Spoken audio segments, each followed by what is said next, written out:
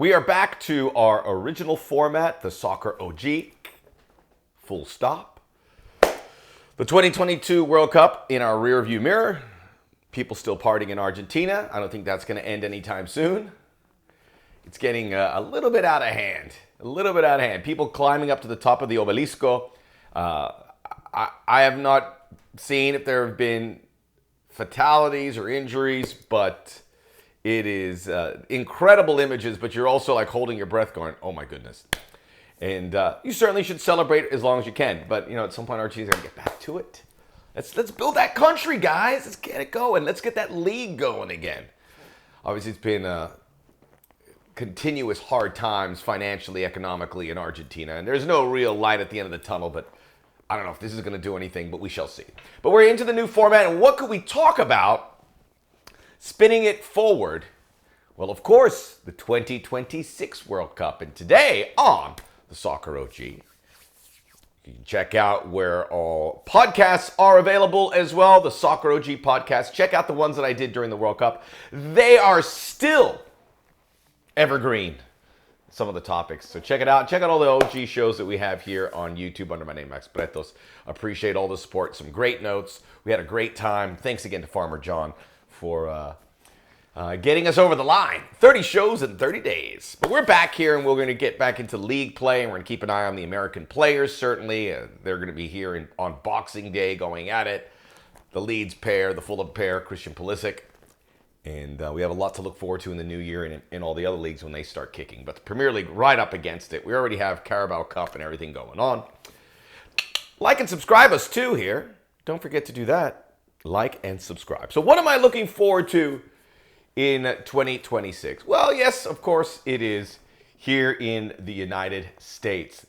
The FIFA very proud to mention how record-breaking and incredible the Qatari World Cup has been. And we heard from everyone who was there how convenient and it was for them. And we certainly knew that for the players and the coaches. It's going to be a little more challenging because it's going to be the first time a World Cup is hosted in 3 countries. But you got to look at it. There's going to be 80 games. 80 games. So we know it's going to be the biggest World Cup. 48 teams. We are going to have 60 games in the United States, 10 games in Canada, 10 games in Mexico. And the quarterfinals on will all be in the United States. We still have to determine the sites. It's been leaked that the final is going to be at Jerry's World down there in North Texas. I'm going to stand here and mention that SoFi Stadium in Los Angeles should be where the final is. We have to ask ourselves where the home base is going to be, and I have to believe it's going to be in LA because LA has such an infrastructure of sports and sports teams. They don't have that in New York. They don't have that in Chicago, but they have that in LA. I mean, New York's a little hard to get to. The big football stadiums are technically in New Jersey. LA is so connected with everything state-of-the-art, so I think Fox is certainly going to be in LA and Telemundo. The world, when they want to make a home base, has to be in LA, right? So we'll look forward to that. Now, this also leaked. I don't know if it's officially the logo for the 2026 World Cup. If it is, I like it. Simple, classic, and really pushing the partnership between the United States, Canada, and Mexico. And that's one of the things I'm really looking forward to flourish that relationship. We got to stick together. Those 3 countries that all made the World Cup and all will be there in 2026 and all have a lot of positive stuff around them, maybe not so much Mexico, but we figure Mexico's going to bounce back. Those 3 countries have to be shoulder to shoulder. We don't know if we're going officially to the Copa America. We don't know how the games we're going to play. So USA, Canada, and Mexico, they put a great World Cup together, and they show together we are strong. Individually, we can be broken, but together we are strong. So that was like a Kurosawa movie. I don't know what I was going on about. But yeah, and if you look at the logo, Canada is really well represented. Some people say, hey, it's a USA World Cup. Let us put our neighbors over. They have 10 games. As we said, the majority of this tournament is going to be in the U.S. That's the important stuff. That's where they're going to make a ton of money and have all these visitors. And of course, visitors want to go to Mexico, visitors want to go to Canada. It's just Toronto and Vancouver, then it's Mexico City, Guadalajara, and Monterrey. So they really want to come here to the United States, and they will set their camps here, depending on where their country is playing. So embrace the relationship. This is a unique World Cup, and it's going to be an absolute 180 degrees from the Qatari all-in-one city to everywhere.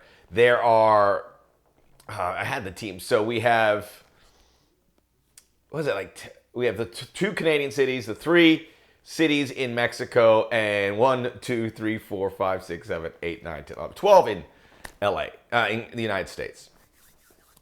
Nicely separated from Miami and Atlanta down there in the south to the eastern seaboard. We have Philly and New York to Texas, Houston, Dallas, Kansas City. You have New England too, Boston, and then you have San Francisco, Seattle, Los Angeles. So the West Coast is going to be very well represented too, and I'm very excited at being a Los Angelino myself. So we're looking forward to putting over our neighbors. We're looking forward to a World Cup that's just going to be huge in scope. I'm looking forward to seeing all the visitors. I remember in 1994 being on the highways and byways and seeing a bunch of Dutch fans go this way, some Moroccan fans, some Belgian fans. I was in Florida. That's where they were playing games in Orlando. But travelers love this country. They love North America. People want to come here. They come in droves.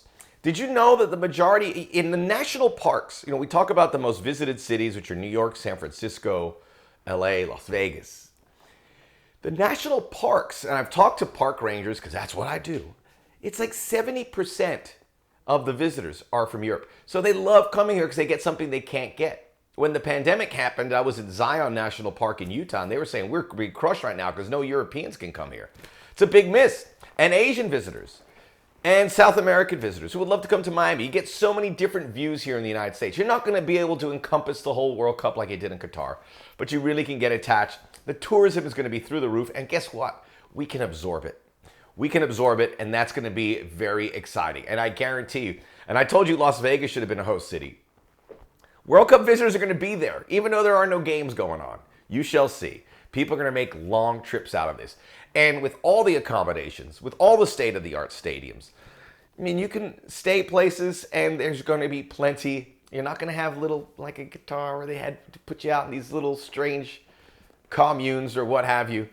They will have the pick of the litter and they can go to all these cities. So I'm looking forward to that. I'm looking forward to shaking the perception of America because people think that America, the ugly Americans. Well, people come here and they love it. And you'll talk to them and they'll tell you that. Don't listen to these people that crap on the United States. They will come, and they'll come in high numbers to enjoy this, which will be the greatest World Cup. Remember, 1994 set attendance records, financial records, and then Qatar has kind of superseded that because it was in 2022. 2026 is going to be an absolute rock show. It is going to be incredible. So let's look at the format, and this is up for debate. I know 32 teams is perfect, I know. But if you're not embracing 48 teams, I don't believe you. Because, first of all, I was watching Manchester City-Liverpool on Thursday, and I saw 3 incredible players score goals, all of which play for countries that did not qualify for the World Cup. You had Erling Haaland of Norway, Riyad Mahrez of Algeria, Mohamed Salah of Egypt. So Asia is going to get, they had 6 teams in this 2022 World Cup. They had the host as well. So they're going to get 8 or 9. Africa had 5. They're going to get 9 or 10. That could make it easier for Algeria and Egypt, which would be great additions. CONCACAF, they're going to have the 3 automatics. They'll probably have 3 more. CONMEBOL had 4. They'll have 6 or 7. UEFA had 13. They'll have 16. So that could alleviate Norway. Norway should definitely get in. They're going to have a team really in their prime. Italy, Sweden, Ukraine. A lot of good European teams didn't make it. Teams that can make a run. Much like a Wales did in the Euros. These are teams that could certainly make it through. And Oceania deserves to be it. They'll get 1 guaranteed. They might get 2. So the 1 is going to be New Zealand. And what happens if there is a 2? What is it? Solomon Islands or Vanuatu? Papua New Guinea? We'll talk about that in a moment because there's going to be some mismatches. We know that. That's one of the things I'm not really looking forward to, but I'm not running away from it. This is going to be such a unique game. I mean, 80 games, 48 teams. Think about, I mentioned the 10 teams from Africa. I think Africa, it probably shouldn't be 10. It should be 8 But think of Egypt, think of Algeria, think of Nigeria, which is a huge country. They could certainly. And then you might get a nice team. The Ivory Coast, the Côte d'Ivoire, who have been there before, and Mali.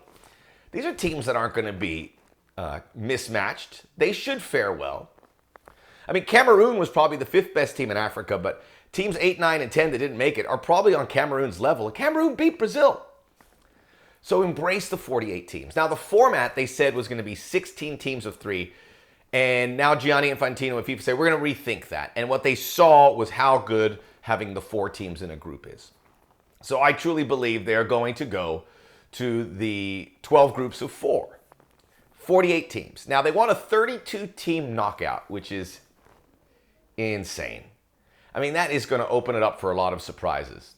So I suggest you do this. 32 teams is too much for a knockout. I mean, what you do, and I don't know if they're going to do this, but this would be my suggestion. You have the 12 groups of 4, and then you have the 12 group winners and 12 second place teams make it. So 24 teams move on. Top 8, you use the algorithm to see who scored the most goals or who had the most points. Those top 8 teams get a bye. Teams 9 through 24 play. The winners advance to the next 8. You follow? So we have 24 teams instead of 32.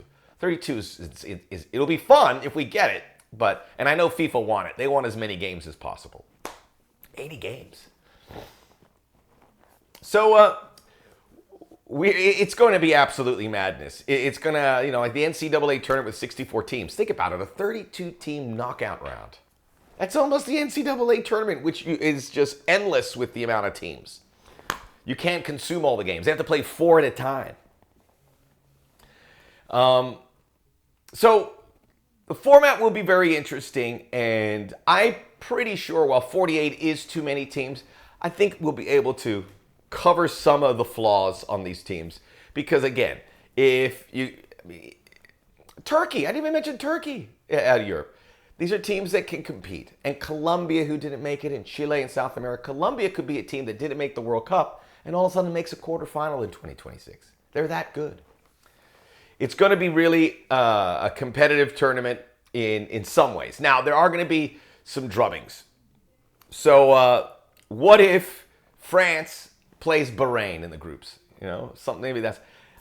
we've had games where there were 7 goals in 2022 and 6 goals, but games you didn't expect. France or Portugal put 6 on Switzerland.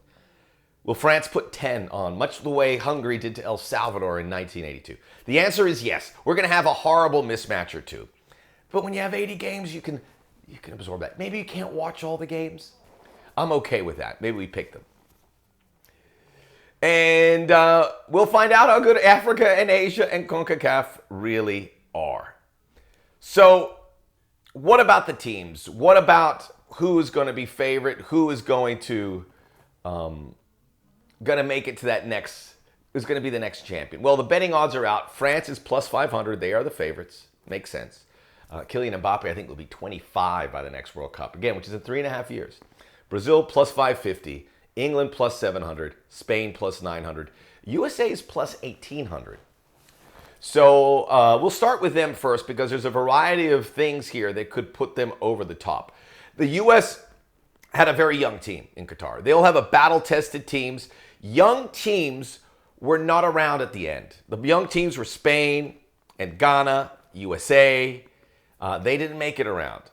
They were good early on, but they didn't stick around. Veteran teams did. Not teams that were too old. I mean, Argentina, even though you had Messi at 35 and Di Maria, it was a pretty young team in all these other positions. It's like Goldilocks and the Three Bears, right? Did I get that right? You want it just right. You want to be 26, 27, which is what the U.S. is projected to be. A young team that will be hitting their prime. All of these players, Pulisic, Adams, McKennie, Musa, Weah, Gio Reyna, a couple more coming through. Matt Turner is going to be a seasoned goalkeeper. We're going to have healthy defenders that are coming into their own, and Chris Richards and Austin Trusty and Cameron Carter-Vickers. The U.S. is poised to have a huge World Cup. I would set it at a quarterfinal, but I'm optimistic with home field advantage, and we know how well the U.S. have performed under those circumstances. With home field advantage, that the U.S. could have a really good shout to make it to the semifinals. maybe that's a bit out of the reach. The problem is the tournament's too big. So, I would say Mexico's going to do well. Will they reach a quinto partido? Well, 3 games in the group, round of 32, they could win 5, but still make it only to the final 16. But I like Mexico's chances. I'm not so sure about Canada. But Mexico's going to be a team that does well. They'll get to play in their backyard at least through the group stages. And maybe a round of 16 or round of 32 game. But the USA will be hitting that wonderful spot that Argentina was in, that France was in, that Croatia and Morocco and teams that did well, England were all in. You don't want to be too young. 2022 was a means to get to 2026. We certainly can see that now. But who are the other teams? I personally like the Germans. They struggled in 2022. They'll have Jamal Musiala and many others coming into their own. I think Germany would be some smart money. Spain will be wiser. They're going to be a really, really tough out. They have so many good young players that are just going to get better, and they're playing with the top clubs, and they're playing in the top leagues. France, you can't really deny. Brazil, listen, the stars, who's going to come through? I get the feeling Messi wants to stick around, but it's too old to perform. Ronaldo's probably done. Neymar says he wants to come back. I would think Brazil are better off by saying, thank you, Neymar, we're going another direction. It's just not working in the World Cup. It's always tears, right? It's always, and every year it's the same. Huge disappointment, huge letdown by the Brazilians. The European teams certainly look like they could do very well. England is plus 700. I would think, when you have Phil Foden, Saka, Declan Rice is currently 23, Jude Bellingham. Even though that golden generation with Harry Kane and a few others, Harry Maguire, are kind of moving out, I think they're going to fill their coffers. And there's so many good young English players ready to jump in there as well. So it will be a lot of the regulars. Argentina, the reigning champs, it will be tough, but they have enough good quality there. And obviously Brazil, and we'll see who else comes out of South America.